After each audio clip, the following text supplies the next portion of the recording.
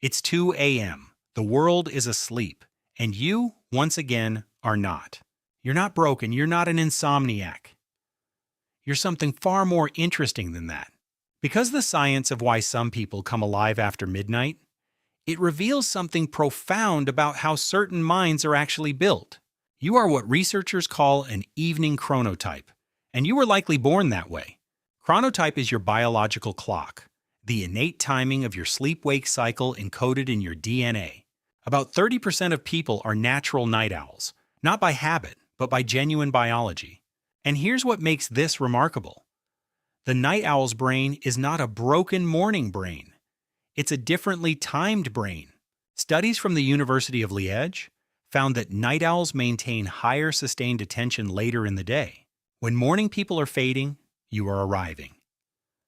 Your peak cognitive window opens when the rest of the world is closing down. There is a specific quality of silence that only exists after midnight, and night owls know exactly what that silence makes possible. Night owls tend to be more introspective, more honest with themselves. The social pressure of the day is gone. The journal entries written at midnight are different from the ones written at noon. Night strips away the audience. There's a reason night owls feel a specific kind of ownership of the dark hours. The world belongs to whoever is awake to experience it. The night owl's relationship with solitude is different. It's not loneliness they're seeking, it's clarity. And if you've always stayed up late, if you've always felt most alive after dark, then this video is about you. Here is what happens inside the night owl's brain that almost nobody talks about. Night owls show higher activity in the prefrontal cortex during their peak evening hours, the region for complex reasoning and creative problem solving. A 2010 study found that night owls consistently scored higher on general intelligence tests. The default mode network, the brain's creative association engine, is more active in night owls during evening hours. When the world is quiet, the associative mind can finally hear itself. And what arrives in that space can be extraordinary. Nikola Tesla did his most important theoretical work between 10 p.m. and 3 a.m. Marcel Proust wrote In Search of Lost Time between midnight and 6 a.m. Kafka wrote every single night after the world slept. Winston Churchill, Obama, Darwin, Kafka, Proust, all confirmed night owls. All did their best thinking after midnight. There's a particular pleasure in cooking at 1 a.m. that morning people will never understand. Nobody is waiting. Nobody needs anything. Night owls report significantly higher levels of autonomy satisfaction during their late hours. The ceiling stare, the midnight walk, the 2 a.m. shower. What they're actually doing is processing, the brain clearing its cache. During the late night hours, the brain shifts into consolidation mode, connecting experiences, forming memories, generating insights. Night owls are different in how they experience loneliness. Most people feel peak loneliness at night. Night owls feel peak connection. The 3 a.m. apartment wander is one of the most uniquely night owl behaviors there is. You know every corner of your space in the dark. Every night owl knows the fridge light, that specific cool white glow at 2 a.m. when everything else is dark. And this feeling of settling in for the long, quiet hours is something only night owls truly understand. Here's the part nobody romanticizes. The morning, the 7 a.m. alarm after 3 a.m. Social jet lag, that's the term researchers use. When your biological clock runs hours behind the social schedule. Studies show that chronic social jet lag is associated with increased risk of metabolic disorders and depression. The night owl forced into morning hours isn't lazy. They're jet lagged every single day, without ever leaving their city. Watch a night owl at 4 p.m. versus 9 a.m. You're watching two different people. Same brain. Completely different access to it. This is why the most progressive companies are moving toward flexible schedules. When a night owl works in their own time zone, the output is completely different. The most honest metric isn't when you work. It's the quality of what you produce when your biology is actually cooperating. The midnight tea, the midnight coffee. Every night owl has their ritual drink, the one that says, "The real work is starting now." Research from the University of Madrid found that night owls score significantly higher on creative thinking tests. There is a specific kind of satisfaction that only exists at 2 a.m. after you've done the thing you were trying to do all day. Night owls live for this feeling.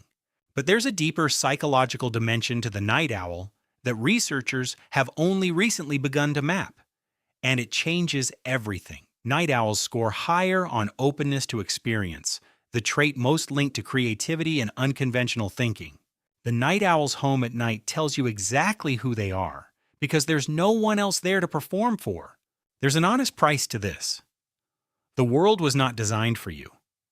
The schools, the offices, built by morning people for morning people. The productivity culture that glorifies 5 a.m. wake-ups was not built on science. 30% of humans are wired differently. Forcing night owls into morning schedules doesn't make them morning people. It just makes them tired and underperforming. The most empowering thing a night owl can do isn't fight their nature. It's build a life that honors it, wherever possible, knowing why you are the way you are, not as an excuse but as information, changes everything about how you navigate your own life. Protect your peak hours like they're the most valuable resource you have, because for you, they actually are. Design your life around your biology where you can, not against it. The difference in output is not small, it's total. The night owl who works with their nature doesn't just perform better. They feel like a completely different person. Your chronotype is not a personality flaw. It is not laziness. It is not a choice. It is biology, ananas, and it deserves respect. The most self-aware thing a night owl can do is stop measuring themselves against a morning standard that was never theirs. Give yourself permission to be exactly what you are, not what the 5 a.m. productivity gurus told you that you should be. The people who changed the world were not all early risers. Many of them were up at 3 a.m. alone doing exactly this.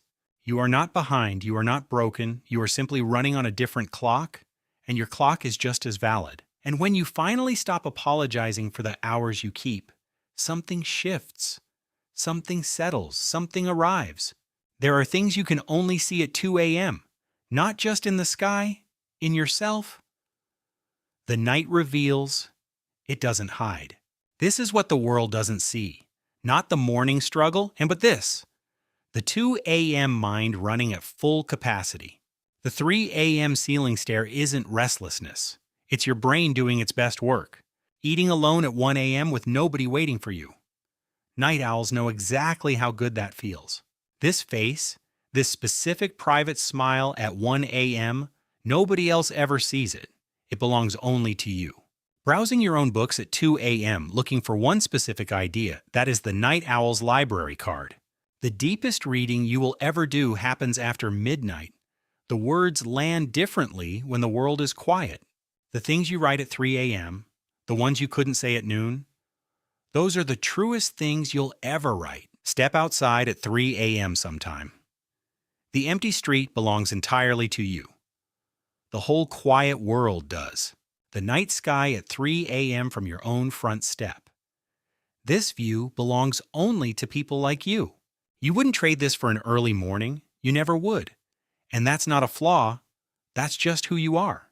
Look at what the night gave you every single time, and it gives you this. The last hour before a night owl sleeps, it's not nothing. It's the reward for surviving another morning world. 4 a.m. tiredness after a full night. That is one of the best feelings a night owl ever gets to feel. The curtains close, the lamp clicks off, another night, fully lived, finally done.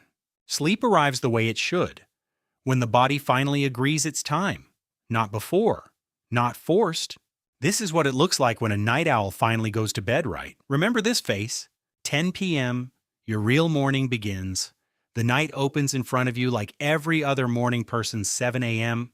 If this video found you after midnight, that's not a coincidence. You know exactly what I mean. Stop apologizing for being nocturnal. Start protecting the hours that make you who you are. Sit down, open the notebook. The night is yours. It always has been. Stay up, stay curious, stay exactly who you are. The night was made for people like you. See you at midnight.